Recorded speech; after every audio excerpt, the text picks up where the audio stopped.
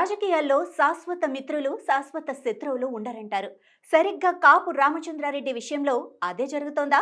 వైసీపీలో టికెట్ దక్కే పరిస్థితి లేదని ఎన్నికల ముందు బయటకు వచ్చిన ఆయన తిరిగి సొంత గూటికి చేరే ప్రయత్నంలో ఉన్నారా?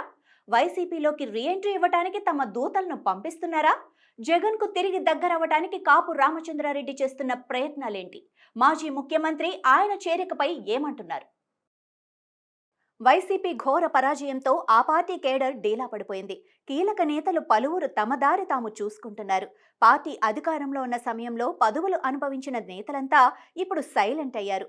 పార్టీ నుంచి వెళ్లేవారు తప్పిస్తే పార్టీలోకి వచ్చే నేతలెవరూ కనిపించటం లేదు. ఇలాంటి పరిస్థితుల్లో గత ఎన్నికల ముందు వైసీపీకి గుడ్ బై చెప్పిన సీనియర్ నేత కాపు రామచంద్రారెడ్డి పార్టీలోకి రీఎంట్రీ ఇవ్వడానికి పావులు కదుపుతున్నారట. గత సార్వత్రిక ఎన్నికల ముందు టికెట్ దక్కదన్న అక్కసుతో ఆయన తాడేపల్లిలో జగన్ ప్యాలెస్ కు ఒక దండం పెట్టి వైసీపీని వీడి బీజేపీలో చేరారు. అనంతపురం జిల్లా రాయదుర్గం నియోజకవర్గం నుంచి 3 సార్లు ఎమ్మెల్యేగా విజయం సాధించిన కాపు రామచంద్రారెడ్డి 2019 ఎన్నికల్లో వైసీపీ నుంచి ఎమ్మెల్యేగా విజయం సాధించిన 2024 ఎన్నికలలో తిరిగి టికెట్ ఇవ్వటానికి జగన్ నిరాకరించారు. దాంతో ఆయన వైసీపీకి రాజీనామా చేసి కాంగ్రెస్లోకి వెళ్లేందుకు ప్రయత్నించారు. కానీ రాష్ట్రంలో కాంగ్రెస్ పరిస్థితి ఏ మాత్రం మెరుగుపడకపోవడం, అదే సమయంలో బీజేపీ, టీడీపీ, జనసేన పొత్తు కుదరటంతో ఆయన బీజేపీలోకి ఫిరాయించారు. గత ఎన్నికల్లో ఏపీ ఐఐసీ కార్పొరేషన్ చైర్మన్ గా ఉన్న మెట్టు గోవిందరెడ్డి వైసీపీ తరపున రాయదుర్గం నుంచి పోటీ చేసి ఓడిపోగా, టీడీపీ నుంచి కాల్వ శ్రీనివాసులు అక్కడ నుంచి విజయం సాధించారు. ఓడిపోయిన తర్వాత మెట్టు గోవిందరెడ్డి పార్టీలో పెద్దగా యాక్టివ్గా లేరు. బెంగళూరులో ఉంటూ వ్యాపారాలు చూసుకుంటూ పార్టీ కార్యక్రమాల్లో అసలు కనిపించటమే మానేశారు. దాంతో వైసీపీ కేడర్ తీవ్ర నిరాశలో మునిగిపోయింది. సరిగ్గా అదే అంశం కాపు రామచంద్రారెడ్డికి కలిసి వచ్చింది. బీజేపీలో ఉన్నా సరే కాల్వ శ్రీనివాసులను కాపు రామచంద్రారెడ్డి ఏదో రకంగా ఇబ్బంది పెట్టే ప్రయత్నం చేస్తూనే ఉన్నారని, కాల్వపై పోరాటానికి వైసీపీనే సరైన వేదిక అనుకొని తిరిగి పార్టీలో చేరాలని చూస్తున్నారన్న వార్తలు వినిపిస్తున్నాయి. బీజేపీలో పెద్దగా ప్రాధాన్యత లేకపోవడంతో తిరిగి ఆయన తన సొంత గూటికి చేరాలని చూస్తున్నారట. జగన్తో తనకున్న సాన్నిహిత్యంతో ఆయన ప్రయత్నాలు ప్రారంభించారట. రాయబారంగా కొంతమంది దూతలను కూడా జగన్ వద్దకు పంపించారట. కాపు రామచంద్రారెడ్డి లింగాయత్ సామాజిక వర్గానికి చెందిన వ్యక్తి. దీంతో తన సామాజిక వర్గంలోని 12 మంది స్వామీజీలను జగన్ వద్దకు పంపించి రాయబారం నడిపారట.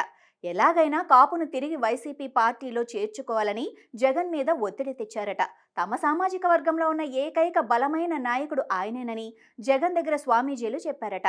ఎలాగైనా సరే వైసీపీలో చేర్చుకొని రాయదుర్గం ఇన్ఛార్జి బాధ్యతలను ఇచ్చేలా ఒప్పించే బాధ్యతలను ఆ స్వామీజీలకు అప్పచెప్పారట.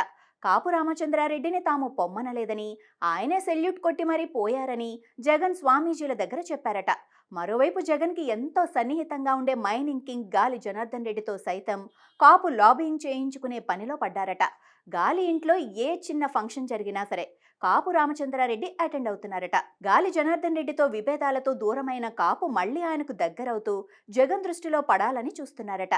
ఇన్ని పాటలు ఎందుకు పడుతున్నారా అని ఆరా తీస్తే తనతో పాటు తన కొడుకు కాపు ప్రవీణ్ రెడ్డి భవిష్యత్తు కోసమే అని తెలుస్తోంది. చిన్నగా వైసీపీలోకి తన చేరి ఆ తర్వాత తన కొడుకు భవిష్యత్తు గురించి కూడా ఆలోచించాలని ఇన్ని తిప్పలు పడుతున్నారట. అయితే కాపు రామచంద్రారెడ్డిని వైసీపీని వీడే సమయంలో చేసిన హంగామా ఆయనకు మైనస్ అయ్యే పరిస్థితి కనిపిస్తోంది. వైసీపీకి గుడ్ బై చెప్పిన రోజు జగన్ ఇంటి దగ్గర సెల్యూట్ చేసి నమ్మినందుకు నా గొంతు కోశారని కామెంట్స్ చేశారాయన. సరిగ్గా అవే ఇప్పుడు పార్టీలోకి తీసుకోవటానికి అడ్డంకిగా మారాయట. జగన్ కూడా రాయబారానికి వచ్చిన స్వామీజీల దగ్గర ఆ విషయాన్ని ఒత్తి మరీ చెప్పారట. చూడాలి మరి రాబోయే రోజుల్లో కాపు విషయంలో జగన్ ఎలాంటి నిర్ణయం తీసుకుంటారో.